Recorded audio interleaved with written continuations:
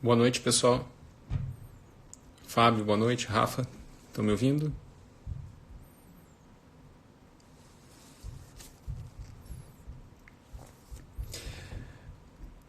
Boa noite, pessoal.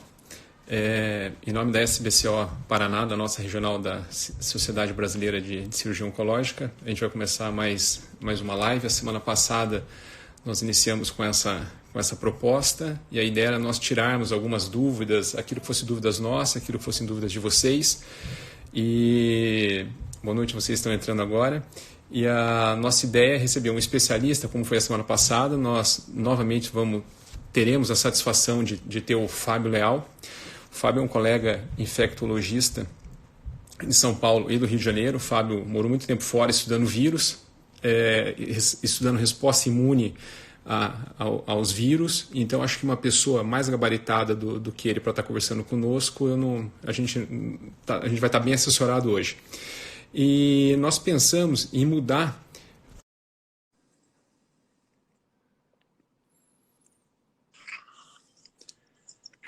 Oi. Boa noite. Boa noite. Fábio, seja bem-vindo, muito bem-vindo. Deixa eu só ajustar aqui que a sua câmera está no vertical. A minha está no vertical. A minha está no vertical também, só um instantinho. Tá bem? Tudo jóia? Tudo bem, e você? Bem, graças a Deus, tudo em ordem. Tudo certo? Pronto. Boa noite. Boa noite, Fábio. Boa noite a todos. Fábio, eu estava dando as boas-vindas a todo mundo que está entrando na página agora e estava explicando que a semana passada a gente já havia discutido algumas coisas. Eu estava apresentando você novamente para quem não teve oportunidade de estar conosco na semana passada. Como dizia, o Fábio é um especialista, o Fábio é infectologista de formação e na sua pós-graduação, no seu doutorado, no seu pós-doutorado, o Fábio foi estudar vírus. Então, como eu comentei com vocês, eu acho que a pessoa mais gabaritada, a gente vai estar muito bem assistido hoje para responder algumas dúvidas, algumas questões. Aí, Fábio, o que eu pensei? Discutindo com a Rafa, que é a nossa assessoria de marketing, a gente elaborou um questionário a partir de amigos, jornalistas da cidade, algumas outras autoridades. A gente tentou pensar em algumas questões que a gente pusesse para você e que a gente fosse debatendo essas questões ao longo da nossa conversa. Combinado? Combinado. A gente vai fazer o quê? Uns 30 minutos para não estender demais? Precisa de mais. Perfeito. Aí tá ótimo. Então, eu queria começar com você, Fábio. Eu separei algumas questões. Eu tentei separar por áreas, como fossem as perguntas, ou por tópicos, né? Obviamente falando do coronavírus, mas dentro de alguns tópicos. Uma das primeiras perguntas que eu queria fazer para você, Fábio, é da Amanda Miléo. A Amanda é jornalista da Gazeta do Povo, aqui de Curitiba.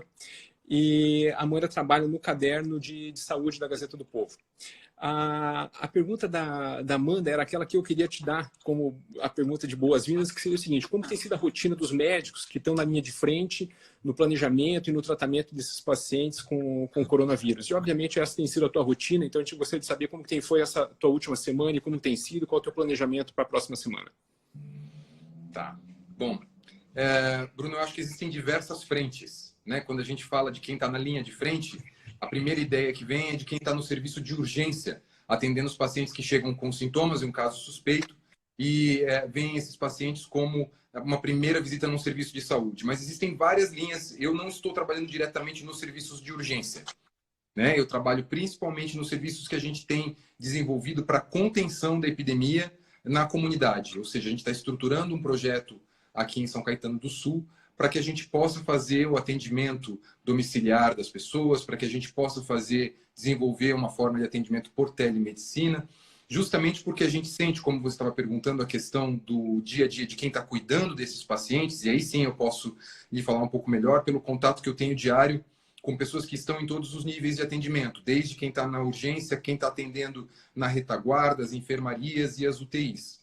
E o que a gente percebe é um crescimento nessas últimas semanas dos casos de síndrome gripal, né, que seriam o grande grupo de doenças que incluem os casos de Covid, e a gente percebe comparativo com o ano passado, quando se olham esses números, saíram publicações, inclusive, demonstrando que no Brasil também teve um aumento significativo do número de casos, né? Então, isso demonstra que realmente a epidemia está acontecendo. Eu tenho visto individualmente diversos casos, inclusive em pessoas jovens e sem comorbidade, em que a tomografia de tórax tem imagens que às vezes preocupam e que podem evoluir mal, podem precisar de internação e inclusive de suporte intensivo e UTI.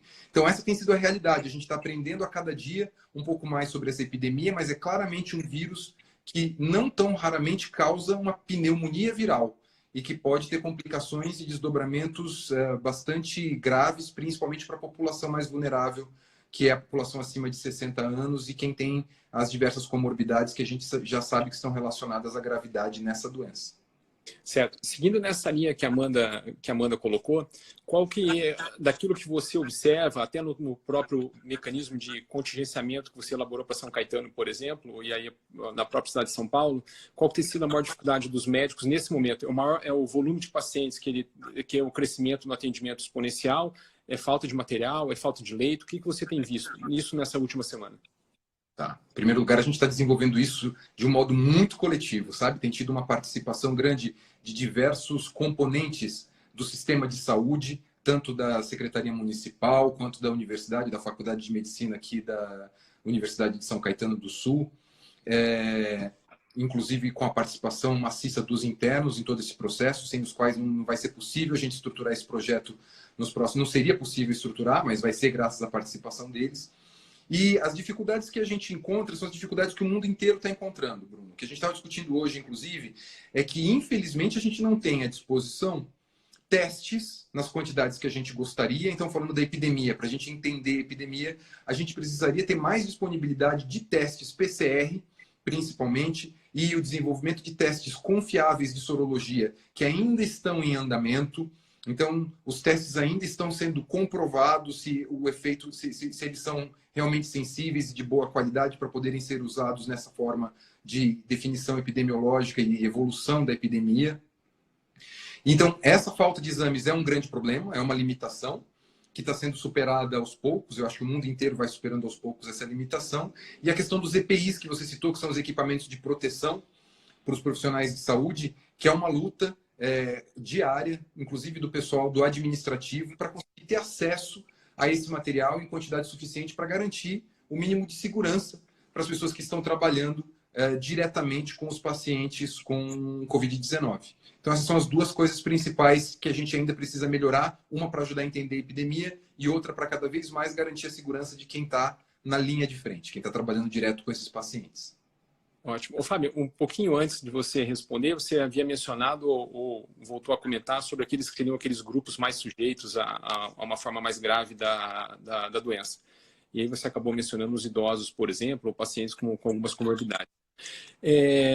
Existe alguns outros grupos, vamos colocar assim, que eles demandam uma necessidade maior do que alguns outros setores da nossa população, por exemplo. E a gente tem uma pergunta aqui que é muito interessante, que é da Sumi Costa. A Sumi ela é assessora de imprensa de um instituto aqui em Curitiba, que é o Instituto Lico Quasimodo, que atende ou trabalha com pessoas do espectro autista. E, obviamente, que a gente sabe que essa é uma população, e amanhã é o Dia Mundial de Conscientização sobre o Autismo, e a gente tem uma questão em relação a essa população. Essa é uma população que ela tem uma demanda, por exemplo, maior do que a população em geral. Esse paciente, Fábio, no momento dele ser, ou outro grupo que demande esse cuidado a mais, esse paciente infectado, qual que seria uma recomendação? Porque esse é um paciente que ele tem que ter um responsável direto, ele tem que ter um cuidador diretamente lidando com ele. Nessa situação, todo esse cuidado extensivo à família responsável, como que você vê isso, ou como que você orientaria uma pessoa nessa condição hoje? Então, justamente, pessoas que necessitam de cuidados adicionais, né, que tenham qualquer nível de limitação de autonomia, de ter independência no cuidado próprio, tem ainda uma prioridade maior para que a gente identifique a rede de segurança social dessas pessoas. A gente estava justamente falando com os internos sobre isso hoje também, para o nosso projeto. Ou seja, sempre que a gente avalia um doente, principalmente numa situação como essa que a gente está vivendo, a gente não avalia só a doença, a gente não avalia só os sintomas, a gente avalia o ambiente no qual aquela pessoa está inserida. Por quê? Porque se ela agrava, se ela tem qualquer sintomas adicionais, se ela tem uma piora de saúde, muitas vezes ela não é capaz de perceber isso sozinha. Então, o que a gente estava discutindo é justamente, às vezes, no atendimento remoto, a gente consegue definir uma frequência respiratória pedindo para a pessoa que está na casa, ao falar com elas ao telefone, nos ajudar fazendo uma frequência respiratória desse indivíduo, porque ele vai ter dificuldade de falar para a gente exatamente o que ele está sentindo. Esse é um ponto mais específico. Exato, e cada vez mais, com essa situação que a gente está vivendo, a telemedicina passa a ser um componente fundamental na atenção à saúde. Então, cada vez mais a gente vai atender os pacientes nessa situação por telefone e desenvolver ferramentas por vídeo também. É muito importante ver a cara do paciente, ajuda demais nessa avaliação, né? A gente consegue fazer uma avaliação por vídeo muito boa, apesar de não ser igual à avaliação presencial, mas diante das condições que a gente está vivendo, essas ferramentas são fundamentais. Então, para essas pessoas, como você estava perguntando, ter essa pessoa ao lado, ou ter um cuidador, um responsável, um parceiro, que às vezes não é nem um cuidador, para ajudar nessa avaliação, é fundamental. E essa triagem inicial, seja pela web, ou seja, como vem a se desenvolver isso ao longo dos meses, te ajuda demais, né? É extraordinário, porque isso vai ajudar a gente a fazer uma triagem e a dar acesso de saúde à população de uma maneira que agora a gente tem uma grande limitação, né? Porque a gente está pedindo para as pessoas, se você está doente, fique em casa. Quando é que a gente pensou que a gente ia viver essa situação? Né? Você só venha, entre aspas, o que a gente está falando é, se você estiver muito mal para você ir a um serviço de saúde. E como é que a gente vai atender agora as pessoas antes delas estarem muito mal? Com atendimento remoto, com tecnologia. A gente tem que aproveitar e voltar essa tecnologia para essa situação. E com isso a gente consegue monitorar melhor as pessoas, dar um atendimento de maior qualidade e quando houver qualquer sinal de piora, e existem ferramentas para isso, aí sim apelar para a última alternativa, que é o atendimento presencial. Você preserva o indivíduo e você preserva todo o entorno. Sim, essa triagem inicial é fundamental, então, né? Sem dúvida. Ô, Fábio, tem uma outra questão que a Amanda, novamente, da Gazeta do Povo, coloca, que é em relação aos aplicativos. Esses aplicativos foram desenvolvidos nas comunidades, Curitiba, outras partes do Brasil, obviamente. Esses aplicativos, então, você já respondeu, eles têm sido uma ferramenta que ajuda muito. E a pergunta dela era até que ponto que esses aplicativos são confiáveis. Na verdade, acho que aí tem dois tipos de aplicativos, né? Tem um que é esse para você fazer essa avaliação de triagem e tem outro que é para a gente saber o dado epidemiológico, né? Qual é o setor, qual é a região que está havendo a doença, não é isso? Eu acho que eu dividiria mais como os aplicativos informativos, né? Ou seja, muitos aplicativos que podem ajudar na sua atualização com informações mais confiáveis, porque a gente não deixa, acho que a gente vai entrar nesse assunto logo em seguida, está vivendo na era da verdade. Então, vivendo nessa pandemia que a gente está, tem muita fake news, tem muita notícia alarmista, é difícil entender o raciocínio das pessoas que fazem a disseminação da desinformação, até mesmo quando a gente está vivendo uma situação de saúde. Então, os aplicativos podem entrar para ajudar na informação adequada, porque podem fazer um filtro da qualidade de informações para as pessoas, para elas não terem que se informar por grupo de WhatsApp. E pode nos ajudar como ferramenta de atendimento dos pacientes, porque obviamente elas não substituem o trabalho do profissional de saúde, mas elas podem facilitar o trabalho desses profissionais na avaliação dos pacientes. Então são dois aspectos diferentes que a tecnologia tem nos ajudado. Ô, Fábio, tem uma outra pergunta que vem da Joyce Carvalho. A Joyce é jornalista aqui da CBN de Curitiba e ela também faz um trabalho com o blog Saúde e Debate, onde ela desenvolve várias matérias dos mais variados temas dentro da saúde. E a Joyce tem uma pergunta que já vem se discutindo ao longo dos últimos dias, que é em relação aos testes. Na entrevista do ministro hoje, o ministro colocou ou citou a chegada ou a compra de testes rápidos no Brasil. Você vê como uma real necessidade, a gente está testando todo mundo, e você vê com alguma ressalva o uso dos testes rápidos? Se fosse para você explicar para nós, eu entendo como leigo algumas diferenças. Podia me dizer qual que é a principal diferença do teste que é o PCR, o que é o teste rápido que está vindo e que a gente tem que ver esse teste rápido com alguma ressalva? E, obviamente, responder daí se a gente deveria ou não testar todo mundo? Vamos lá, Bruno. Eu vou me comprometer aqui. Não vou ficar em cima do muro, porque eu acho que é um momento em que a gente tem que realmente colocar as informações às claras dentro daquilo que a gente tem de dados objetivos, né? Então, a sua primeira pergunta, testar todo mundo, seria um mundo ideal. Se a gente pudesse testar todo mundo, porque a gente sabe que boa parte das pessoas podem ter uma infecção assintomática. Se a gente tivesse condições de testar todo mundo, quanto mais testar, mais a gente consegue ter um quadro da pandemia. Um quadro real do que está acontecendo. Porque a gente não sabe quantos casos a gente tem no Brasil. A gente só está testando pacientes graves, pacientes hospitalizados. Então, isso ajuda para tentar fazer a curva de evolução da epidemia diante do fato da gente não conseguir definir quantos casos a gente realmente tem, como os Estados Unidos têm feito de modo mais intenso nos últimos dias, testando intensivamente a sua população. Então, testar todo mundo, sem dúvida, assim que possível. Agora, já que não é possível, aí a gente tem as ferramentas, como você estava falando. Quais são as ferramentas à disposição? PCR. PCR é um exame molecular que vai avaliar o material genético, a presença do material genético do vírus ali nas secreções do nariz e da boca da pessoa. Então você vai precisar um cotonete, que a gente chama de um suave, para molhar ali na secreção da pessoa, e o vírus estando ali, a gente consegue detectar o vírus naquela secreção. E aí, se o vírus está ali, a gente tem o diagnóstico confirmado de Covid-19 para aquele indivíduo. Né? Juntando com os sintomas, normalmente a gente faz isso junto com os sintomas, já que a gente não está testando os assintomáticos. Bom, esse exame é o melhor exame no momento, que é o que a gente chama de padrão ouro. Só que ele é um exame que tem um custo mais alto e também mais trabalhoso e difícil de executar. Existem maneiras mais simples de se fazer, mas de qualquer maneira é um exame que leva no mínimo algumas horas para ficar pronto, e em geral 24 a 48. E isso sem contar quando você tem a sobrecarga do sistema, e aí você pode levar dias para ter esses resultados pelos exames que estão esperando para fazer, porque são exames mais complexos para serem realizados. Entendi. Então, quando você tem que fazer em massa, quando você tem que fazer muitos exames, o ideal é que você tenha um teste rápido disponível, um exame mais simples, para você testar toda a população. Por isso, a corrida dos laboratórios por ferramentas diagnósticas que permitam que a gente faça os testes dessa maneira. Para doenças sexualmente transmissíveis, para infecções sexualmente transmissíveis, por exemplo, a gente tem muito bem validado e difundido no próprio SUS esses testes rápidos para HIV, para hepatite B, para sífilis, e que dão resultados em 15 minutos. Certo. O problema é que para cada doença você precisa fazer um teste específico e comprovar que esse teste realmente funciona.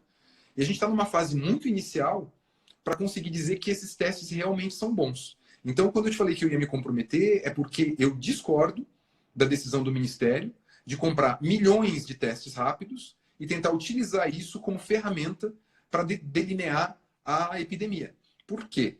Porque a gente não tem segurança da sensibilidade desses testes, do quanto eles vão ser realmente efetivos para nos mostrar como a epidemia está se comportando.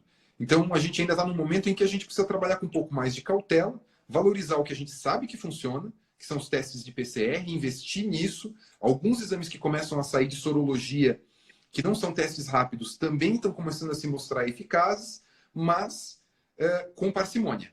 Não é qualquer teste, e muito menos comprando em massa e testando a população em massa com ferramentas que a gente ainda não tem muito determinadas. Só para complementar o que eu estou te falando, é só a gente pensar o que os Estados Unidos e a Europa estão fazendo. Os Estados Unidos estão testando todo mundo com PCR nesse momento. Eles não estão fazendo esses testes rápidos em massa na sua população, justamente porque eles querem uma confiança maior e uma avaliação mais adequada desses testes antes de partir para essa estratégia. O que me chamou um pouco a atenção é porque, e isso foi comentado na coletiva de imprensa do Ministério da Saúde, um dos testes, inclusive encomendados, ele pode ter uma taxa de negativo. Ele pode não identificar o paciente numa taxa até 70% das vezes, o que é muito. O que me parece que o indivíduo vai estar com a doença, faz o teste, é negativo, e ele se sente apto, eventualmente, a estar por aí, eventualmente zanzando, ou trabalhando, executando suas funções, mesmo estando ou sendo portador do vírus naquele momento. Isso parece que às vezes me sai como um tiro pela culatra, mais ou menos isso que você comentou. Exato. O que acontece é que assim, os testes de PCR, eles identificam o vírus. Então a gente sabe que o vírus está ali. Isso é numa fase mais inicial da doença. Estes outros testes rápidos e de sorologia são testes que normalmente vão identificar anticorpo. E como a gente sabe que funciona o sistema de defesa do organismo, que esses anticorpos vão ser produzidos no decorrer da infecção e na recuperação do indivíduo, os momentos em que esses testes são feitos, inclusive, vão ser diferentes. Né? Então, você pegar uma pessoa que está doente com pouco tempo de doença, você não vai conseguir fazer o teste rápido. Eu teria negativo sem ser, concordo. Exato. Ô, Fábio, e a gente tem uma pergunta de uma autoridade aqui da cidade, que é o professor vereador Euler. O Euler é vereador e o Euler a gente já tinha algumas campanhas junto à sociedade com ele em relação à vacinação. E acabou que tudo aquilo que a gente preconizou lá atrás, ou planejou lá atrás em relação à vacinação, a gente está vendo aí agora a falta que uma boa vacina faz, obviamente, pela situação que a gente está vivendo. E a gente tem uma pergunta do Euler que vai de encontro a uma outra pergunta da Joyce, da CBN, que é em relação ao isolamento. Ô, Fábio, de uma forma breve, qual que é a diferença inicial do que é um isolamento vertical, do que é um isolamento horizontal? Existe um período mínimo. Hoje eu vi uma reportagem, uma publicação sugerindo, obviamente que vai depender de população a população, que 44 dias seria o mínimo esperado para que a gente tivesse um efeito real. Então, você podia dizer para a gente a diferença básica do que é o vertical, do que é o isolamento horizontal, se eu devo isolar só uma determinada população, o que você acha disso, o que você pensa? Na verdade, esses termos foram criados agora nesse processo, né, muito mais popularizados nesse processo, mas na verdade o que a gente está falando é do distanciamento social e o isolamento da população como um todo, diminuindo a circulação e a interação de todos os indivíduos que fazem parte daquela comunidade, versus você fazer isso para populações específicas com o objetivo de tentar proteger aquela população, já que ela tem uma circulação menor. Não existe nenhuma comprovação de que isso funciona e de que isso tem uma aplicabilidade, principalmente numa situação como essa, Bruno. Por quê? Porque, principalmente por questões culturais, e isso a gente tem que levar em conta, que é o que você estava falando de cada um, cada lugar e cada situação, depende de como a nossa sociedade é estruturada, de como é a comunidade em cada um dos locais onde a epidemia está acontecendo. Então, outra coisa que eu estava discutindo com os internos hoje é, uma coisa é a epidemia em São Caetano do Sul ou em Curitiba. Outra coisa é o comportamento da epidemia numa cidade como o Rio de Janeiro, que tem centenas de milhares de pessoas vivendo em comunidades. A estrutura urbana daquele lugar e o relacionamento social é muito diferente do que a gente pode imaginar na zona sul do Rio, ou numa cidade como São Caetano. Então, essas coisas é que vão definir qual vai ser a sua estratégia. E você vai ter que ter uma estratégia personalizada, ou seja, uma estratégia para aquela população que está vivendo aquele momento da epidemia, e não existem números mágicos. 44 dias, depende do momento em que você iniciou esse isolamento, depende da população que você com a qual você está lidando, o quanto ela é suscetível para casos graves, e mais, depende do quanto você enxerga do que está acontecendo, da própria epidemia, através justamente de testagem ampla da população e um sistema que consiga identificar e chegar até os casos da doença e impedir precocemente que eles continuem circulando. Só assim a gente pode fazer alterações nesse processo que a gente estava falando do isolamento social, do distanciamento social. A partir do momento que a gente entende como essa epidemia está funcionando e a gente consegue impedir esse crescimento exponencial da epidemia naquele momento, você consegue ir ajustando as suas estratégias de distanciamento social. Essa foi uma pergunta também da Josiane Ritz, Fábio, que é de um outro veículo de comunicação aqui de Curitiba, que é do Bem Paraná, e ela fazia a pergunta qual que seria esse tempo ideal da quarentena para segurar a curva da contaminação. Então, na verdade, isso vai depender, obviamente, de que sociedade que a gente está falando, de densidade demográfica, vai depender da situação específica daquele local, não é isso? E do quanto a gente entende o que está acontecendo ali do ponto de vista epidemiológico, porque se a gente não tem dados, esse é um outro problema no Brasil. Até os dados dos internados e dos óbitos não dão para a gente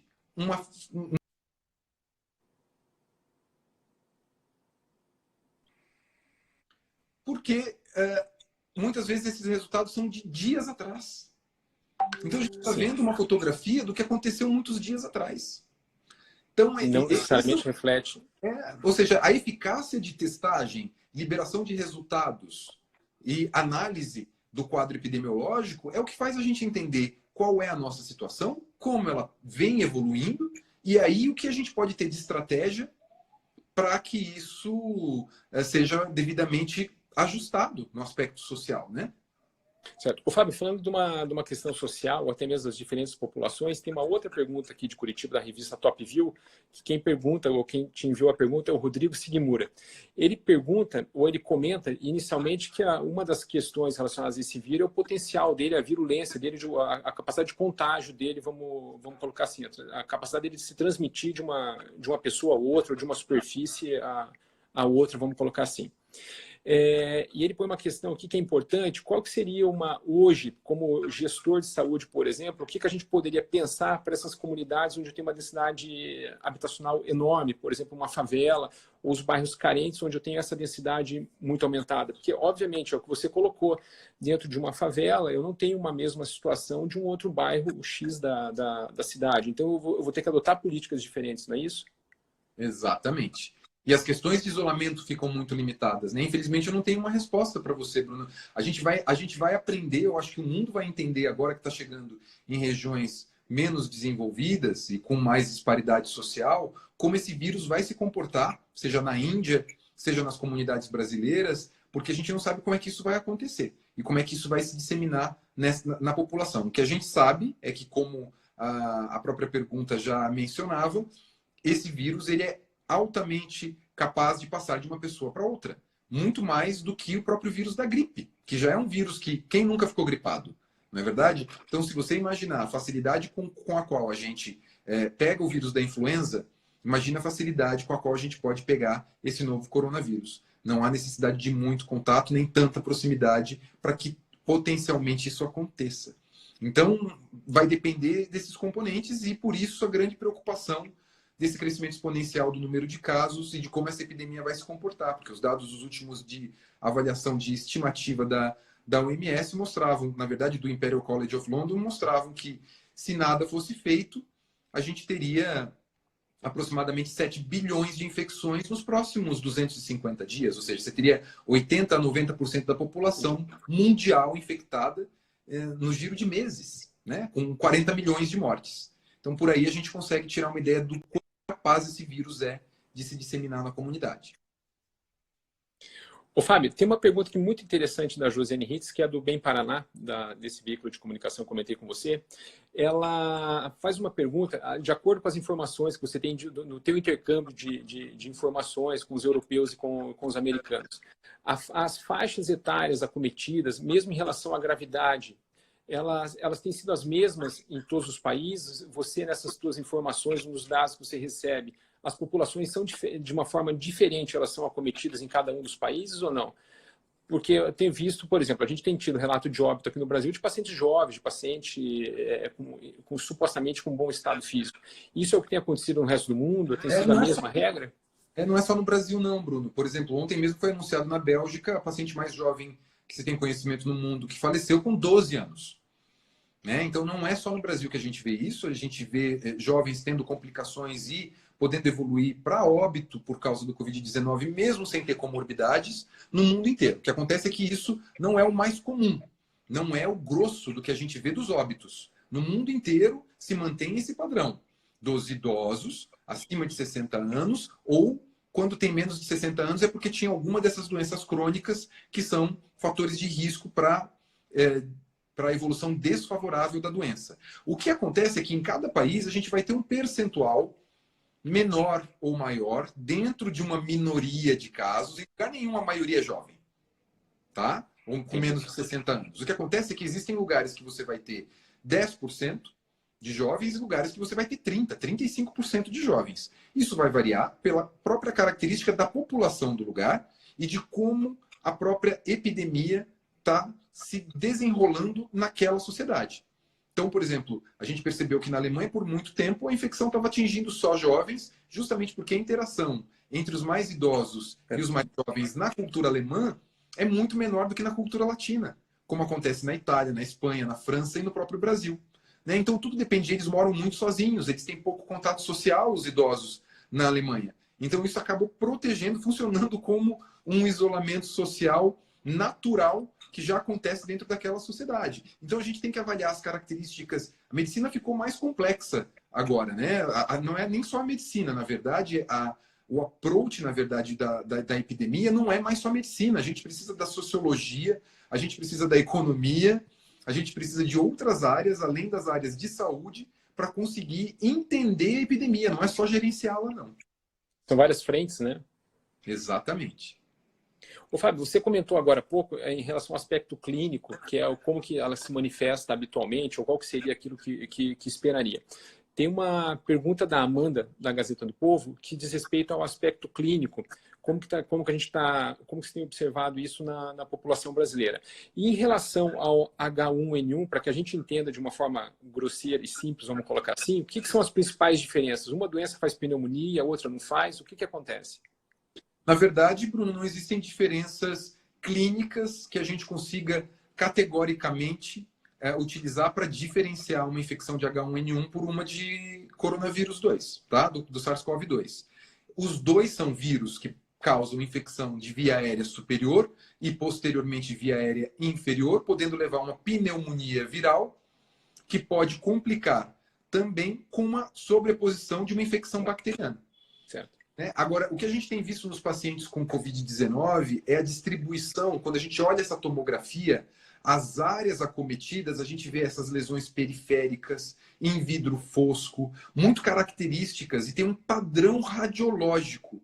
Então, por isso que tem até publicações mostrando que a tomografia ajuda na definição diagnóstica do Covid-19. Então, mais do que os aspectos clínicos, os aspectos radiológicos da tomografia nos ajudam quando nenhum exame dá positivo. Porque a gente pode fazer o exame tanto para o influenza, para o H1N1 ou para o Covid-19 e não ter resultados positivos. Às vezes o exame não conseguiu pegar o vírus. E a tomografia pode lhe ajudar nesse raciocínio de qual é a etiologia. E essas radiografias e essas tomografias, eu vou lhe confessar, eu tenho visto algumas recentemente que assustam, até em pacientes jovens, porque a gente vê um comprometimento importante do parênquima pulmonar. E é por isso, a gente começa a entender é por isso que as pessoas que têm mais idade, e aí por isso até uma menor capacidade de reserva pulmonar, acabam falecendo independente do suporte clínico que a gente der para elas, porque o comprometimento pulmonar às vezes pode ser tão extenso que eles não conseguem resistir ao comprometimento. Certo. Em relação à tomografia, só uma menção. Essa semana houve um fórum organizado pela Sociedade Brasileira de Cirurgia Oncológica com alguns europeus e um colega de Seattle. E um colega italiano colocou que um mecanismo de triagem no serviço dele para avaliação desses pacientes eram pacientes oncológicos que seriam candidatos à cirurgia oncológica nesse momento. E uma das ferramentas que estavam utilizando era a tomografia. Então, esses pacientes estavam indo para avaliação tomográfica, eventualmente com a sorologia negativa, e a tomo estava ajudando nesse sentido. Exatamente. Ô, Fábio, agora que você comentou que a gente não vê essas grandes diferenças entre o H1N1 e o Covid agora, existe uma pergunta que veio do Dr. Dionísio Banazewski. O Dionísio é um representante de um grupo de psicólogos aqui de Curitiba, perguntando de crianças que naturalmente possuem quadro asmático ou doença respiratória na infância. Pelo meu entendimento do que você comentou agora, essas crianças elas estão tão sujeitas ao Covid quanto estariam a qualquer outra forma de doença viral respiratória, é isso? Exatamente. A gente ainda, pelo menos no meu conhecimento, a gente ainda não tem dados sólidos, consistentes, que demonstrem que crianças asmáticas estão sendo acometidas mais frequentemente por quadros graves, tá? Mas, obviamente, existem descrições desses casos e o raciocínio faria sentido. Não seria de se surpreender que isso realmente acontecesse, visto que quando as pessoas têm problemas respiratórios crônicos e uma reserva pulmonar menor, todos esses problemas podem levar a quadros mais graves. E um vírus que tem essa característica específica é o que se esperaria, inclusive, que acontecesse. Ô, Fábio, essa é uma outra questão de um colega da comunicação aqui de Curitiba, do Riva, que ele enviou para você, e aí eu acho que a gente vai responder junto, que diz respeito ao paciente oncológico. Obviamente que eu não posso tirar o paciente, ou no primeiro momento não é essa a ideia, que eu tire o paciente do tratamento quimioterápico, daqueles que precisam da quimioterapia, ou que eu não suspenda a cirurgia naquela condição onde não há essa possibilidade. Então, em relação ao paciente oncológico, o que eu acho que a gente tem que sentar, não sei se você concorda, é sentar com o médico responsável e a gente definir qual é o caso que eu não posso postergar, qual é o caso que eventualmente eu poderia não iniciar uma quimio, ou que eu tenho que seguir com a quimio. Você concorda com isso? Eu acho que isso tem que ser discutido caso a caso, não é? Perfeitamente, é isso mesmo, Bruno. Na área da oncologia não há outra opção, porque as outras doenças vão continuar acontecendo e vão continuar precisando de tratamento e vão continuar matando, né? Mais do que o Covid, todas elas combinadas. Então, a gente não pode negligenciá-las, apesar da gente estar priorizando o Covid-19. E oncologia é uma área que precisa seguir o tratamento. Em muitos casos, a gente não tem como sequer espaçar mais a quimioterapia, porque senão você perde a eficácia do tratamento. Então, você sabe isso melhor do que eu. E cirurgias que também, que se você postergar por muito tempo, por semanas, você pode piorar o prognóstico desse paciente. Então, infelizmente, esses tratamentos, como você falou, você discute caso a caso. Esse paciente vai ter um cuidado ainda maior desse isolamento e distanciamento social para evitar que ele possa pegar esse coronavírus justamente no meio desse processo. Certo, esse foi um motivo de discussão bem ampla na Sociedade Brasileira de Cirurgia Oncológica, que era em relação até o termo de consentimento, a gente orientar do risco do paciente ser operado agora e eventualmente se contaminar no hospital. Mas, obviamente, que a gente pondo na ponta do lápis, uma doença, quando ela se dissemina, a minha chance de cura é 0. Então, talvez a chance do tratamento do câncer, falando, seja nesse momento, independente da existência do coronavírus ou não, né? Exato. Infelizmente, não podemos mudar a estratégia oncológica por causa baseado na presença desse vírus. Eu acho que existem, inclusive, manuais, saiu no NCCN, que é uma das nossas referências principais internacionais, né? Como fazer o manejo desse paciente. E eles abordam justamente isso que a gente está falando.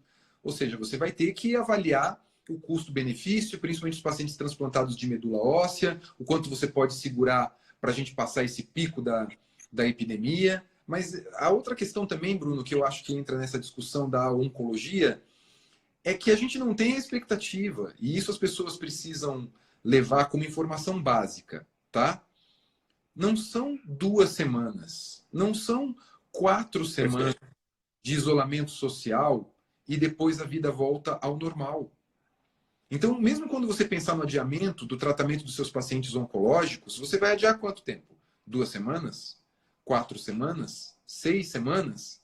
A gente vai continuar vivendo uma epidemia de Covid-19 daqui 6 semanas, daqui 8 semanas, daqui 10 semanas.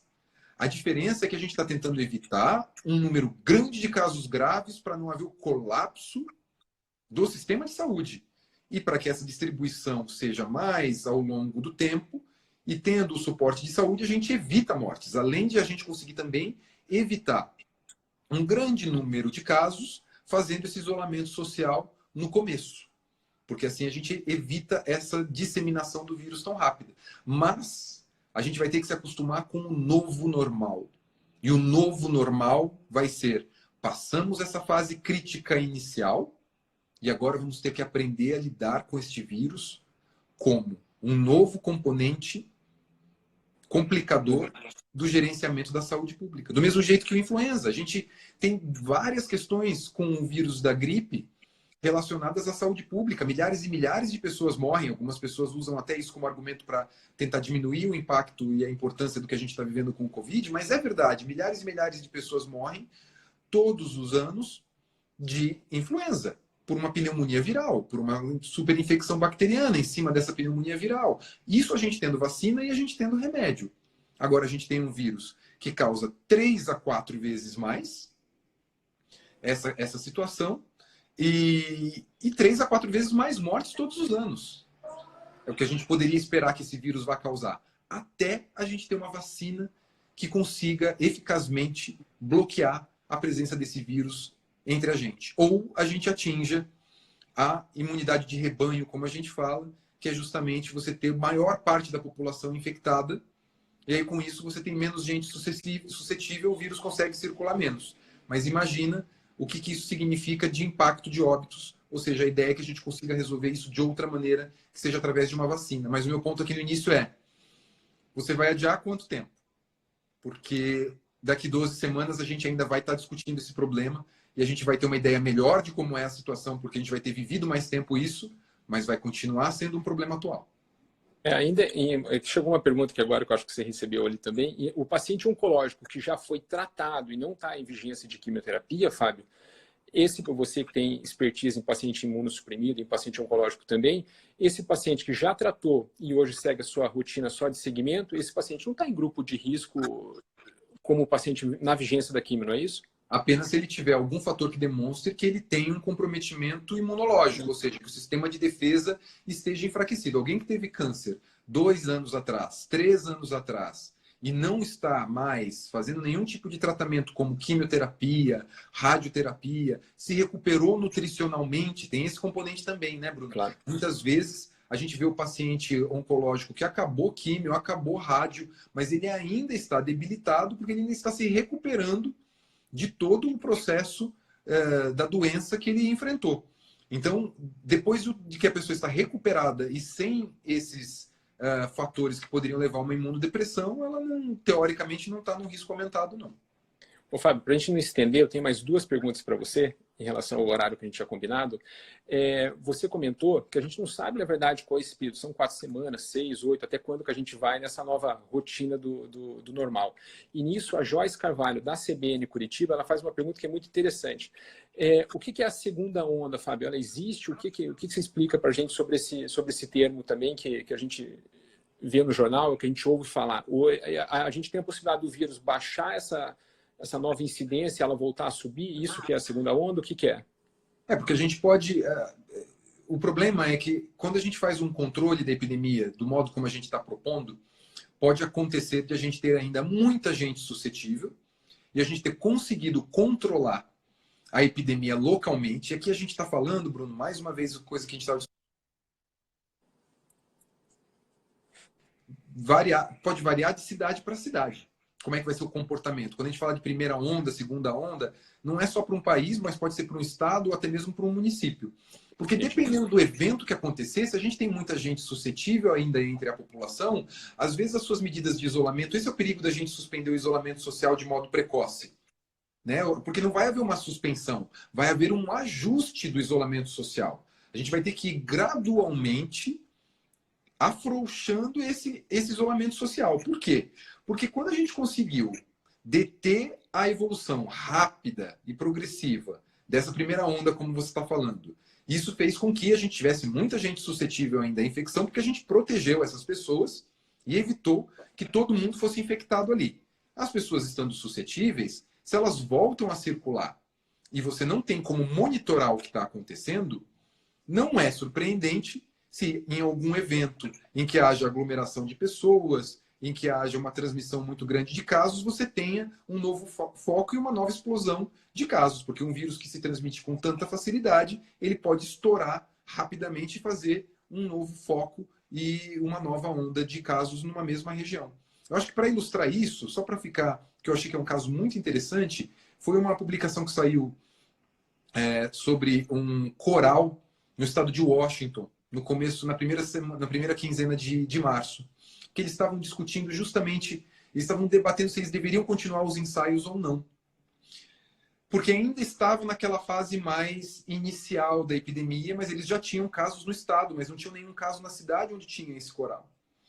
E eles decidiram álcool gel e manter o distanciamento social, mas fazer um ensaio de qualquer maneira. E quem tivesse qualquer sintoma respiratório que não viesse. Certo. Eles tiveram 60 pessoas nesse ensaio, todo mundo assintomático e mantendo a distância, e isso levou a 45 infecções e 2 óbitos. Porque alguém assintomático, ou mais de uma pessoa assintomática, disseminou o vírus, e se você pensar como isso é muito específico de cada atividade, ou seja, se explora até o fato de que talvez era porque era um coral. Então a eliminação de gotículas, a formação de aerossol provavelmente era muito mais intensa do que se fosse um outro tipo de atividade. Então, você veja como essas questões de uma segunda onda pode acontecer se a gente tiver uma população suscetível num lugar que já tenha acontecido uma primeira onda, né, e um primeiro pico de infecção e que agora esteja mais sob controle, mas se você atingir rapidamente um grande número de pessoas que não foram infectadas, você pode ter de novo a epidemia, que é o grande medo da China. E nesse contexto de exposição, você acha que os médicos na linha de frente se tornam uma população de risco? A gente sabe isso comprovadamente. Né? Para você ter uma ideia, 9 a 10% dos casos totais de Covid-19 na Itália são de profissionais de saúde. Desculpa, qual a porcentagem? 10% de todos os casos. Né? Ou seja, eles são 20% dos profissionais de saúde se infectaram no primeiro mês, nos primeiros 45 dias da epidemia na Itália. Ou seja, isso porque também ali estava se aprendendo e cada vez mais a importância do uso muito disciplinado de EPIs e também a falta que eles tinham desses equipamentos diante do grande número de casos que aconteceu na Itália repentinamente, e esses profissionais sem ter o sistema de saúde sem ter a preparação adequada. Essa é uma questão muito importante, eu acho, para eu te contar a minha rotina, por exemplo. Numa cirurgia, independente do porte dela, eu tenho uma enfermeira dentro do centro cirúrgico, eu tenho o maqueiro, que é o responsável pelo transporte do paciente, eu tenho 2 técnicos de enfermagem dentro da sala de cirurgia, um anestesista, a instrumentadora, então, quer dizer, toda uma população exposta, não é exclusivamente uma categoria de profissional ou uma única pessoa, é isso, né? Exatamente. Por isso a importância dos EPIs e de se entender como essa transmissão pode acontecer para profissionais de saúde. Ô, Fábio, e para a gente encerrar, uma última pergunta, daí a gente fala da criatividade, e isso é a criatividade do mundo que a gente está vendo, formas de tentar que um respirador seja suficiente para 4 pessoas, todo esse tipo de... E eu entendo que esse momento leva a esse tipo de circunstância. A gente tem uma pergunta da Marina Kotovics, da revista Wear, aqui de Curitiba, que eu achei muito interessante, porque essa foi a discussão num grupo da faculdade hoje, por exemplo. Máscara de tecido, ela protege, ela deve ser usada ou ela não deve ser utilizada em nenhum contexto? Tem alguma recomendação em relação à máscara de tecido? A recomendação é os materiais que não foram devidamente validados e que têm a qualidade comprovada devem ser evitados. Mas tudo depende do contexto, né, Bruno? Tudo depende da condição que a gente está vivendo. É óbvio que se a gente estiver numa situação emergencial em que não há outras opções, uma máscara de tecido pode conferir alguma proteção que talvez não seja tão eficaz quanto a de um produto que é destinado para aquela função, mas que seria melhor do que não ter nenhum tipo de barreira.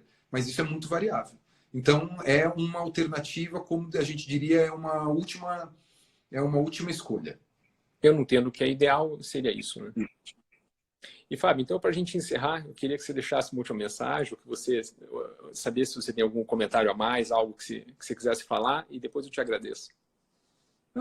Para finalizar, eu só diria que eu acho que as pessoas vão ter que ter paciência, e eu estou batendo nessa tecla com bastante frequência, de que as coisas, o que a gente vai viver depois desse período inicial de isolamento é um novo normal, e que a gente ainda não sabe como vai ser, e que a gente vai ter que ter a solidariedade e a empatia com aqueles que serão mais afetados por esse processo. Por exemplo, Bruno, nós como profissionais de saúde, por mais que a gente esteja mais exposto e mais afetado pela doença em si, profissionalmente, a gente tem um impacto muito menor do que, por exemplo, o pessoal das artes. Imagine o que são as pessoas que trabalham com teatro, com dança, com shows, músicos. Ou seja, você não pode mais ter plateia. E como é que isso vai ficar daqui 4 semanas, daqui 8 semanas, daqui 12 semanas? Voar, como é que vai ser isso? Lollapalooza, Rock in Rio, como é que a gente faz essas aglomerações diante da situação que a gente tem? Não há uma resposta ainda. Mas as pessoas têm que ter presente que, nesse momento, essa população é a mais vulnerável do aspecto social e econômico, e a gente vai ter que achar formas de dar suporte para eles a longo prazo. No médio prazo, pelo menos. Não é para as próximas 4 ou 8 semanas apenas. Né? Toda uma reestruturação e uma reinvenção dessas áreas.